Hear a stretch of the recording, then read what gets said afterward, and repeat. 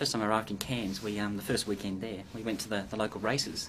And of course it was so hot, we were the only people there, and everyone else was inside drinking. And so the local news saw us there and thought, story. So they came along and who do you think is going to win? We said number 4, number 1 won, and then who's going to win the next race? We said, number 4 and number 1 won. So they edited the tapes so that we had the winner, and they then got photos of us jumping up and down. That was our first weekend. The following weekend, the local library had a sale of books, and we walk up to the counter with our books, and up springs the guy from Win News. And 2 weekends in a row, our first 2 weekends in Cairns, we were on the evening news. And I just thought, what's going to happen next weekend? It's quite scary. Must be hard up. Yeah, they were. It was a low news item. Yeah. My daughter got her Year 12 results, and the TV crew were waiting by the mailbox, of course, and they had to fake it because when she opened the envelope, it said web printout. But that went down well in Cairns local news. Anyway, fire away. That tells us a little bit about where you're working now. How did you get there? What's the Colin Baskin story? Yeah, thanks, Bruce. I'm at James Cook University, Cairns campus, and in the School of Education. I've been there for 5 years. And prior to joining the School of Education 2 years ago, I went to James Cook to start up the Teaching Learning Development Unit, which was our first foray into higher education teaching and learning focus. So did that for 3 years. The unit's off and running and independent with its own focus, so it was time to get back to doing what I loved, which was working with education, schools, school sector, principally in the area of ICT and ICT capacity. And that's the area we do a lot of our research. Competent technologies that can make organisations competent, transformative technologies, smart communities, contemporary areas of interest like that.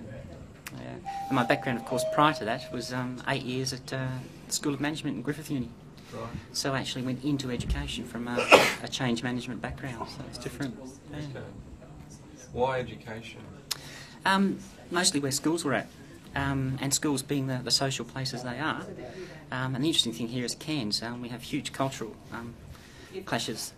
We have huge international issues. We have schools delivering into Southeast China from Cairns. We have local schools teaching the international baccalaureate. So we have a huge focus on what schooling can be and what schooling is. And so it just makes a really rich, interesting framework to look at as a researcher. And when you bring to that the capacity of technology to transform and bring a whole lot of things to a local context like Cairns, there's a lot of interest in seeing how the whole region is going to transform, how it's going to look into the future and what the possibilities are. And for that reason, it's a very fertile patch of ground. Do you reckon with we could put together a good capacity statement, pull it all together around the IC? Do you really think though that this group is internationally significant, is big enough to make any sort of impact, or are we working on it? It's an interesting question. I think ICTs are international property. There's some areas where Eidos can look at and say this is distinctly Australian, and we can easily put a stamp on this. Whereas I think always in the area of ICT there is a need for more work. The team in itself represents a really widely published and widely acknowledged group.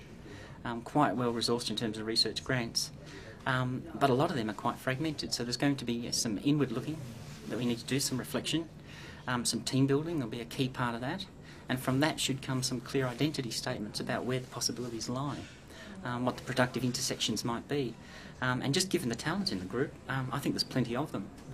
We could also be broadened because we're a little bit like trained monkeys. We are very much looking in our own areas and doing a lot of interpretation, a lot of creativity there. Once we start to come together, we're starting to benefit from the exchange and start to see how the areas overlap.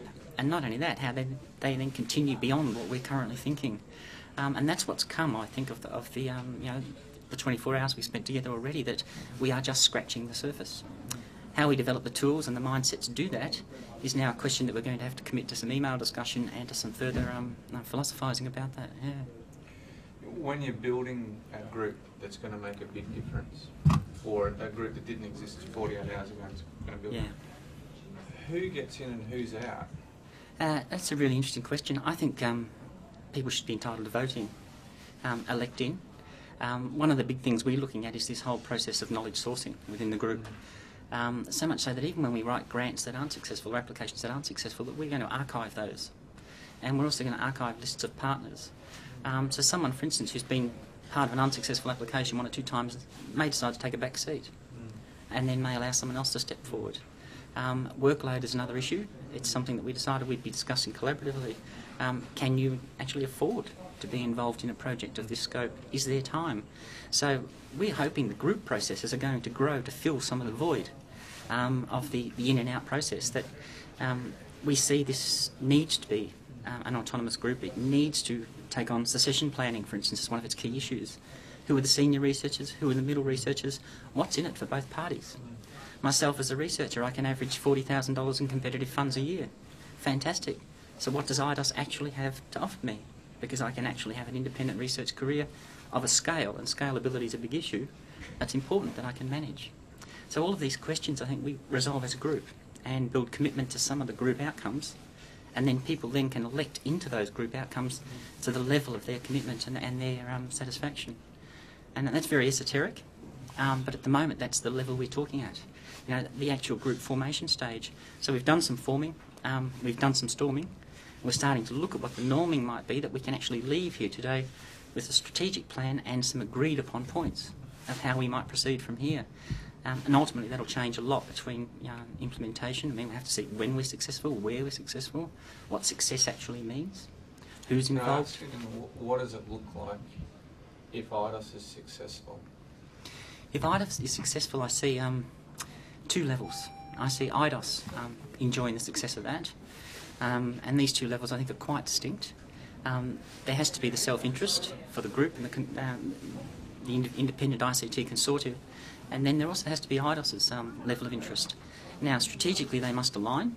Eidos would look active, it would look contemporary, it would look informed, it would look like it was making changes, and it would look like it was dealing with big level questions.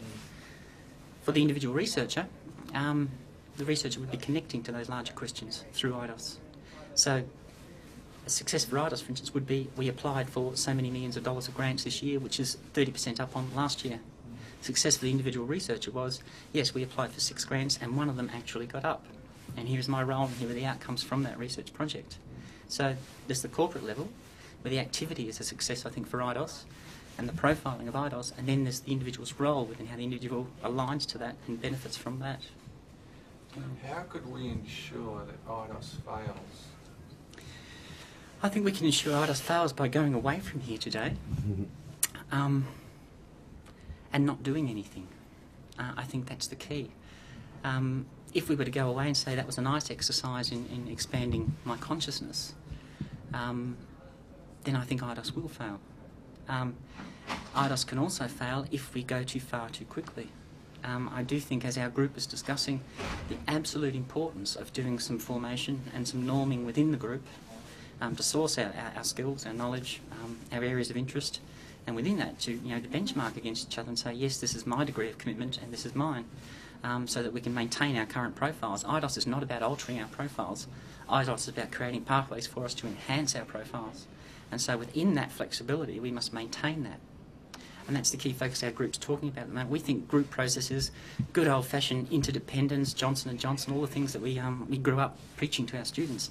It's time to actually put those in practice, because research up till now has been a very individualistic pursuit. All of a sudden, we have a lot to gain by behaving differently in that Research Act. And that we're captivated by the possibilities there. Wal has become an elder within the tribe and is telling us elder stories. And all of a sudden I can see Uncle Reg's message from yesterday resonating through the group, that communities are forming. Eidos does have a metaphor that it can sell to individuals for the collective advantage, and I think 18 hours later I can see the impact of that already. Thanks, Colin. You're welcome.